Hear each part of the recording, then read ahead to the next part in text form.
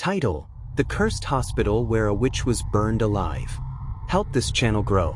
Like the video, leave a comment, and subscribe for more stories. This helps us a lot. Thank you. The story begins. The return of the cursed hospital. The forest around the old district hospital was eerily still, its silence broken only by the hum of night insects. No one had entered this building for more than 25 years, not since the day it was sealed after the deaths that no one could explain.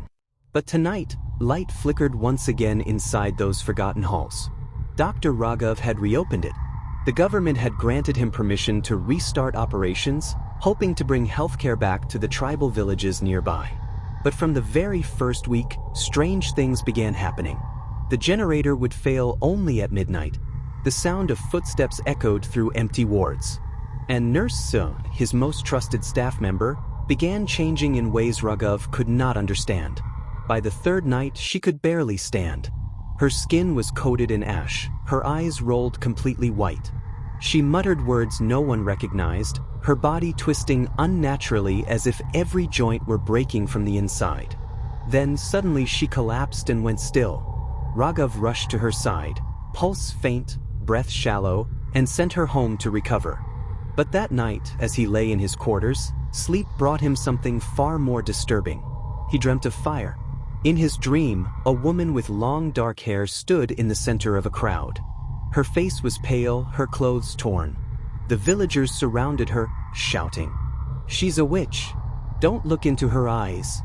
The woman screamed as they threw torches at her, the flames climbing up her body as she fell to her knees. Her cries were so real that Raghav woke drenched in sweat. He sat upright, heart pounding. It was just a dream, he told himself. But something about that place looked too familiar. The brick walls, the barred windows, the same corridor layout. It was his hospital. At 2:30 a.m., unable to sleep, Raghav stepped outside. A faint light glowed near the old west wing. There, through the cracked glass of a broken window, he saw someone. A man in torn robes, his face half hidden beneath a cloth. The man was holding an earthen lamp with 4 small flames, whispering under his breath. The air felt heavier as Raghav approached. "Who are you? What are you doing here?" Raghav called out. The man turned slowly. "You've made a mistake, doctor. You've opened what should never be opened." Raghav frowned. "You're trespassing on government property. Leave now." The old man shook his head. "You don't understand. The people who once ran this hospital died in fire, just like the witch they accused. Their souls never left. That nurse of yours? She's under the same shadow." Raghav stepped closer. "You expect me to believe in curses? I'm a doctor, not a fool." The man sighed. "That's what the last doctor said. 20 years ago." His voice trembled. "When we found him and his wife, both were burned beyond recognition. And before them, the healer named Sunaina, the one they called a witch." The name lingered like smoke. "Sunaina." The man continued softly. "She wasn't evil. She was trying to cure the villagers of a fever no one understood. But when people began dying, they blamed her. They trapped her in this very building and burned her alive. That's why your hospital stands on cursed ground. And now that you've opened it again, she knows." A cold wind moved through the trees. The flames in the lamp flickered out. When Raghav looked up again, the man was gone. Only the smell of smoke remained in the air. Behind him, in the darkness, something shifted, faint, dragging footsteps echoing from inside the hospital. Raghav froze. The sound came from room 9. The whisper in room 9. Morning came gray and hollow. Raghav sat outside the hospital canteen, the weight of the night pressing heavy on his chest. He kept telling himself that exhaustion was playing tricks on him, but every creak in the hallway made his pulse race. Nurse Sudha never returned. Her phone was off. Her house was locked. When Raghav asked the villagers, they avoided his eyes. One elderly woman finally whispered. She walked into the forest before dawn. No one goes there after dark. By evening, fog drifted down from the hills, wrapping the hospital in pale mist. Raghav wandered the corridors with a flashlight, calling Sudha's name. The beam cut through dust motes, sliding over rusted stretchers and peeling paint. The hospital smelled of disinfectant and damp earth. But behind that, faintly, another scent lingered: ash. He reached room 9. The door was swollen with age, its number plate half hanging. He hesitated. Then, pushing it open, he stepped inside. The air was thick and unmoving. Old patient files lay scattered across the floor. A single hospital bed stood in the corner, its white sheet untouched by time, too clean, almost deliberate. And then, somewhere above him, came a sound, a woman's sigh. Raghav's flashlight flickered. "Who's there?" His voice sounded small. A whisper rose from the dark corner: "You shouldn't have opened this place." He spun around, but the room was empty. Only the curtains swayed, though no wind entered. The beam of light steadied on the bed. There, faintly, the sheet moved, as if someone had just lain down and gotten up again. Raghav backed out, closing the door hard. His breathing came ragged. He turned and nearly collided with Dr. Shrishti, the young physician who had joined him from the city. Her face was pale. "I heard something," she said. "From the maternity ward. Like someone crying." They moved together through the dark hallway. Each footstep echoed like an answer. When they reached the ward, the sound was clear, soft sobbing, coming from an empty delivery room. On the floor lay a child's old toy, a small wooden rattle, blackened at one end. Shrishti picked it up. "It's hot," she whispered, dropping it immediately. The rattle rolled under the metal bed and stopped. A moment later, the crying ceased. That night they didn't sleep. Shrishti sat by the window, Raghav pacing. The wind outside howled against the glass, carrying faint whispers that rose and fell like breath. "What if that man was right?" Shrishti said quietly.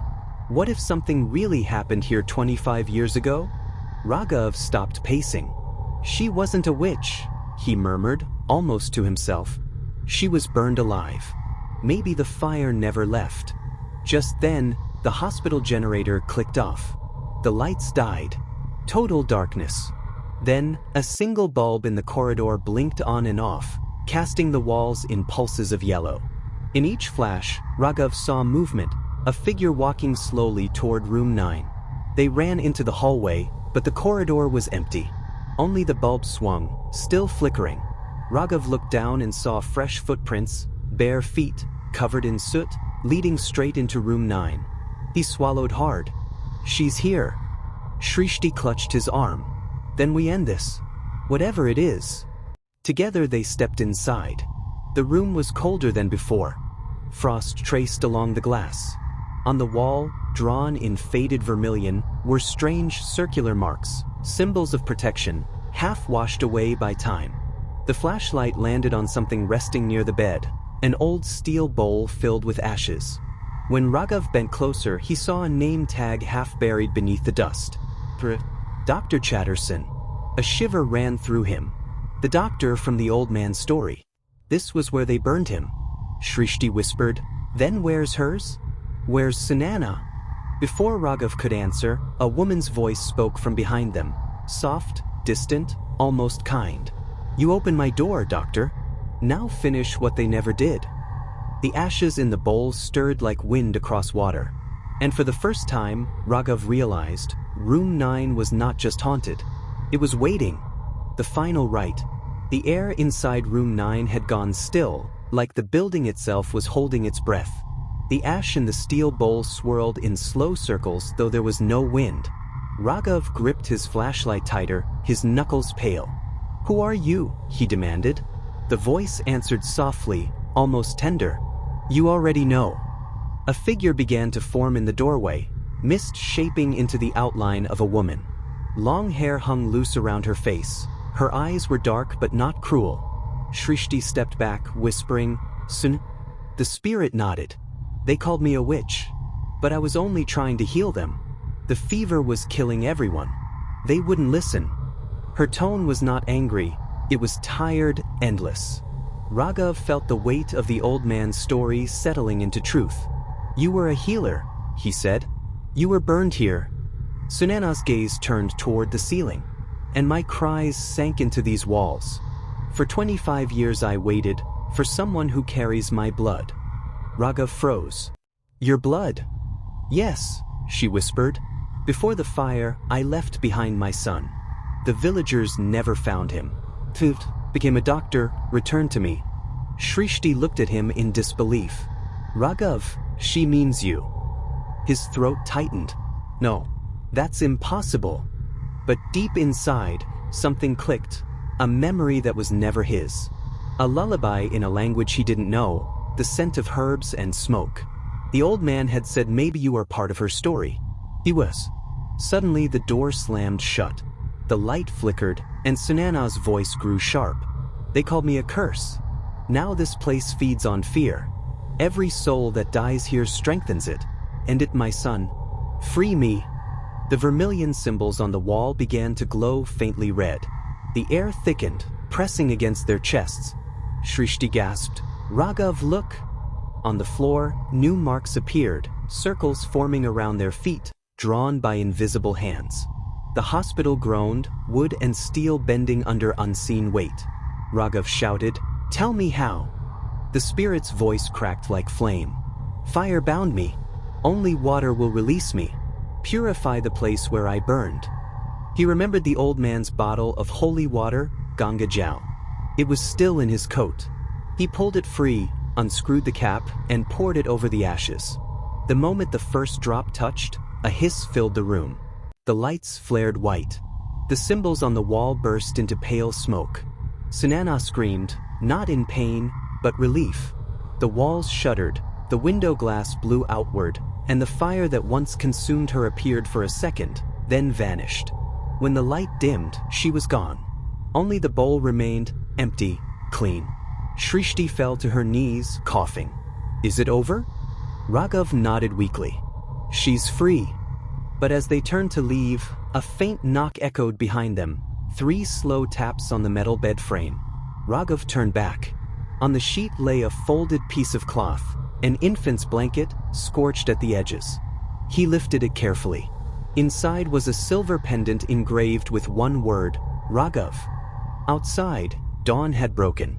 The forest was quiet again. The fog lifted from the hospital roof like smoke dispersing after years of confinement. Later that morning, villagers saw flames rising from the old building. They found no one inside, only charred walls and an open door. Some say the doctor and his assistant left that night. Others whisper they vanished with the dawn.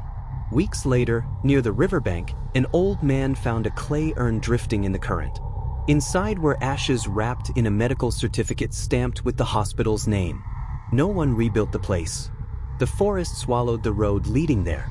On moonless nights, locals claim they still hear faint chanting from where Room 9 once stood. And sometimes, when the wind blows from the east, a woman's voice whispers through the trees. My son kept his promise. If you thought this story was terrifying, wait until you hear what happened in the next one. Subscribe before it drops.